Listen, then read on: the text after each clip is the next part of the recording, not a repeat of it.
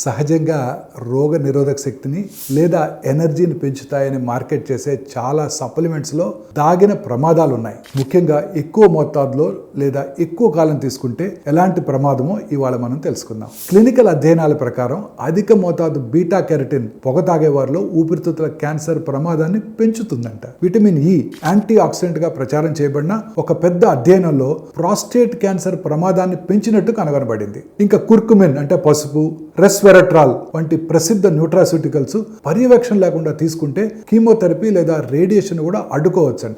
చాలా మార్కెటింగ్ చేస్తున్నప్పటికీ సప్లిమెంట్ తయారీదారులు క్యాన్సర్ నివారణ వాదనలకు బలమైన సాక్ష్యం లేదు. ఈ ఉత్పత్తులు తరచుగా నియంత్రణ లేనివి మరియు తప్పుగా ఉపయోగించినట్టయితే హానికరమైన పరస్పర చర్యలు లేదా క్యాన్సర్ చికిత్సల ప్రభావాన్ని కూడా తగ్గించవచ్చు.